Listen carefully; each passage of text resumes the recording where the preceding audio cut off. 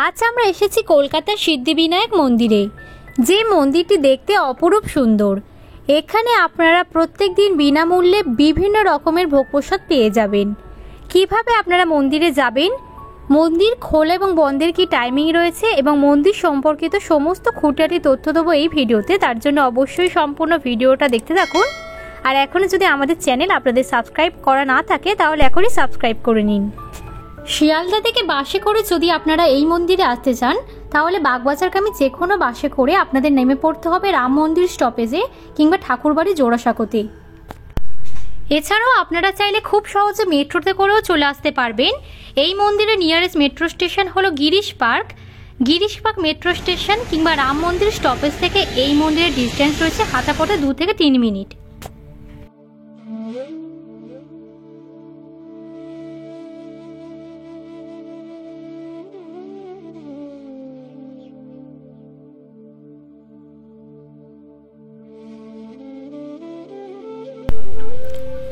এখন আমরা মন্দিরের সামনেই চলে এসেছি, আর মন্দিরটি বাইরে থেকে দেখুন কতটা অপরূপ সুন্দর দেখতে।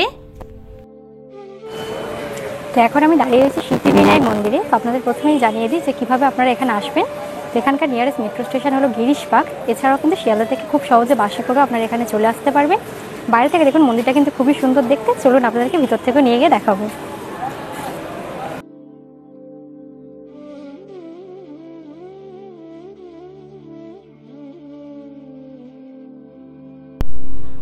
মন্দিরের বাইরে জুতো জমা রাখার এইরকম কাউন্টার রয়েছে, আর এখানে জুতো জমা রাখতে আপনাদের কিন্তু কোনো রকম টাকা দিতে হবে না।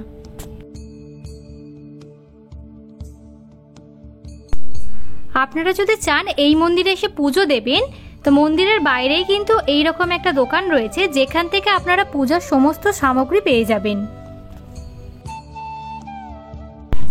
এখন আমরা মন্দিরের ভিতরে চলে এসেছি। মন্দিরটি বাইরে থেকে দেখতে ঠিক যতটা সুন্দর, ভিতরের কারুকার্য দেখুন ঠিক ততটাই কিন্তু সুন্দর।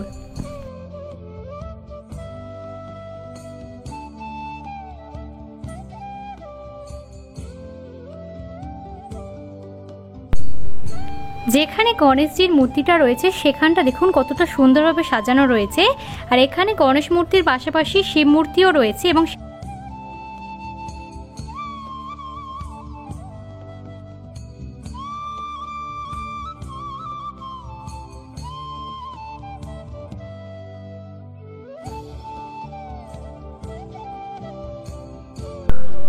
মন্দিরটি দেখুন বিশাল বড়, আর এখানে ভিতরে বিশ্রাম নেওয়ার জন্য এরকম জায়গা করা রয়েছে।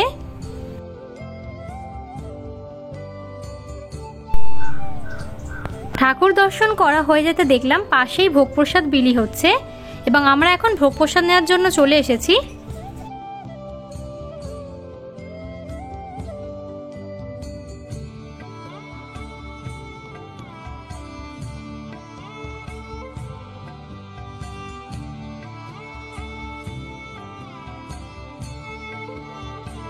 তো এখানে কিন্তু আপনারা এরকম খুব সুন্দর ভোগ প্রসাদ পেয়ে যাবেন। খিচুড়ি দিয়েছে এবং তার সঙ্গে কিন্তু মিষ্টিও রয়েছে।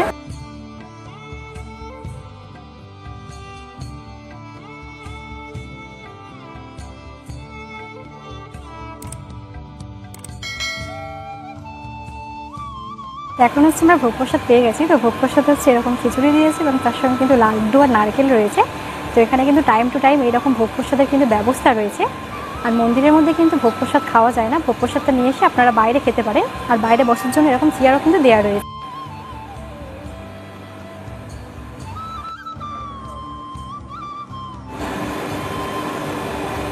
সব প্রসাদের টেস্ট এমনিতেই সুন্দর হয়, খিচুড়িটা খেতেও কিন্তু খুব সুন্দর হয়েছে। মন্দিরের ঠিক সামনে হাত মুখ ধোয়ার জন্য এইরকম অনেকগুলো বেসিন করা রয়েছে। এছাড়াও এখানে পানীয় জলের ব্যবস্থাও রয়েছে।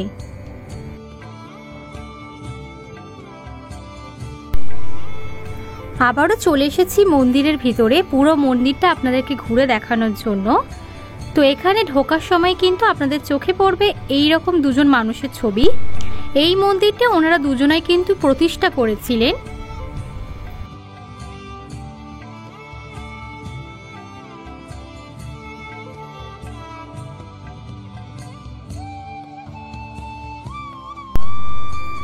ভিতরে বসার যে জায়গা রয়েছে সেখানে বসে অনেক ভক্তরা ধ্যান করেন, কেউ বা বসে বিশ্রাম নেন। ভিতরে এইরকম ছোট্ট মতো হনুমানজিরও একটা মন্দির রয়েছে।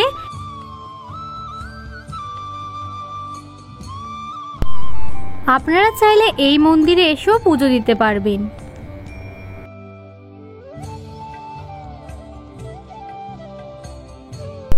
পুরো মন্দিরটির গঠনশৈলী দেখুন কতটা সুন্দর, এবং এটি কিন্তু বিশাল বড়।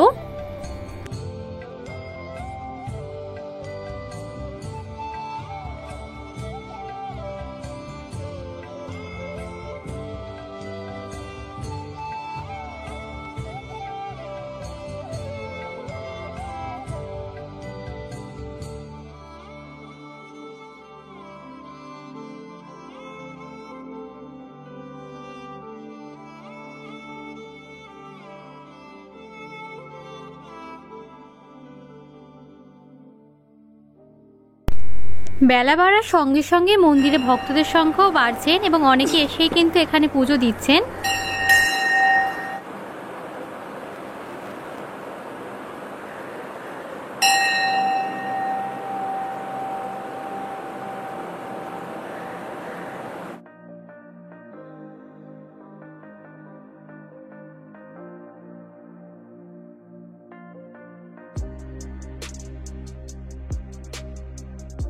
সকালে দেখাচ্ছিলাম আপনাদেরকে অন্য প্রসাদ, এখন কিন্তু এইরকম মোদক রয়েছে এবং তার সঙ্গে অন্য প্রসাদ রয়েছে।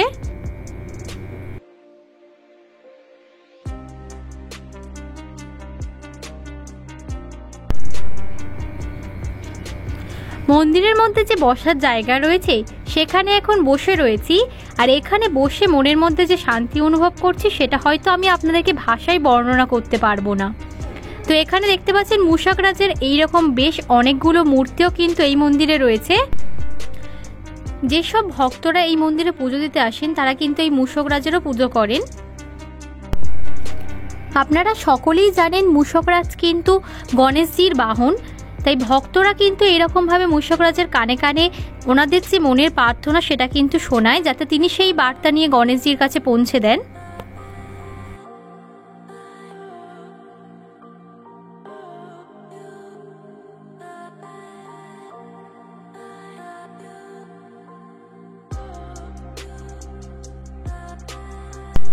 আমি যখন থেকেই মন্দিরে এসেছি তখন থেকেই দেখছি পুরোহিত মশাই কিন্তু এইরকম বিভিন্ন ফুল দিয়ে কিন্তু মন্দিরটিকে খুব সুন্দরভাবে সাজিয়ে চলেছেন। এই মন্দির কি প্রত্যেক দিনই খোলা থাকে, আর কি টাইমিং রয়েছে সেটা একটু জানিয়ে দিন। सुबह 6 बजे से 12:30 बजे दोपहर, फिर 4:30 से 9 बजे। বিকালবেলা যারা আসবেন তারা পুজো দিতে পারবেন তো? তো এই মন্দির প্রত্যেক দিন সকাল 6টা থেকে দুপুর 12:30 পর্যন্ত খোলা থাকে এবং বিকালবেলা 4:30 থেকে রাত 9টা পর্যন্ত খোলা থাকে। আর বুধবার দিন যেহেতু গণেশজির দিন তাই ওই দিন সারাদিনই মন্দির খোলা থাকে।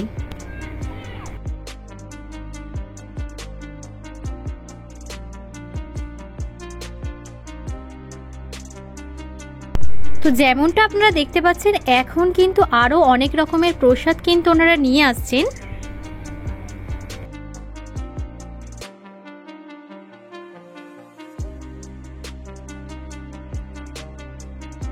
प्रसाद जो है डेली मिलता है इधर कि सुबह के टाइमिंग में, आफ्टरनून में भी मिलता है? जब तक मंदिर खुला रहता है तब तक प्रसाद मिलते रहता है, हर वक्त बाहर में भी अंदर में। তো বেশিরভাগ মন্দিরেই আমরা যেটা দেখে থাকি একটা নির্দিষ্ট সময়ে কিন্তু ভোগ প্রসাদ দেওয়া হয়। এক্ষেত্রে কিন্তু মন্দির যতক্ষণই খোলা থাকে ততক্ষণই কিন্তু বিভিন্ন রকমের ভোগ প্রসাদ ওনারা দিয়ে থাকেন। এখন কিন্তু আরও একবার প্রসাদ পেয়ে গিয়েছি, আর এখন কি প্রসাদ রয়েছে আপনাদেরকে বাইরে গিয়ে জানাচ্ছি।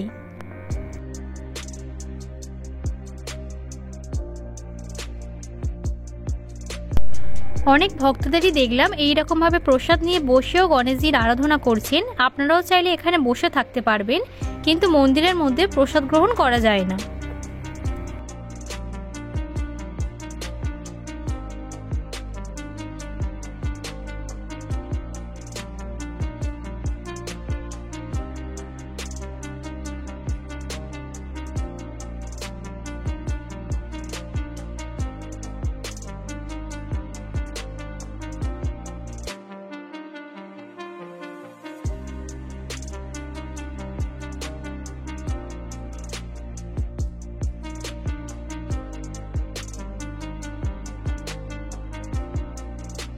এখন হচ্ছে আমরা ঠাকুর দর্শন করা হয়ে গিয়েছে।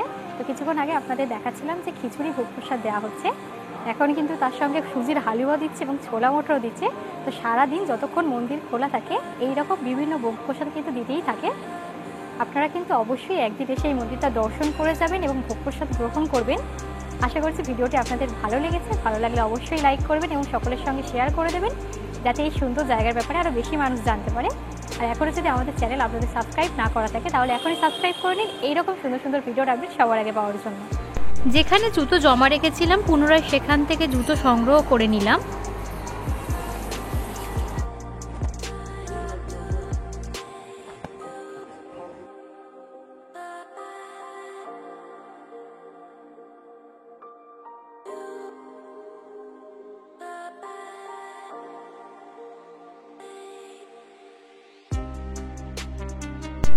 আপনারা চাইলে নিজস্ব গাড়ি নিয়েও এই মন্দিরে আসতে পারেন। মন্দিরের সামনেই এইরকম বিশাল বড় পার্কিং এরিয়া রয়েছে। মন্দিরের সামনে সর্বক্ষণ এইরকম প্রচুর পায়রা আপনারা দেখতে পাবেন। অনেক ভক্তরা কিন্তু সাথে করে খাবারও নিয়ে আসে ওদের জন্য।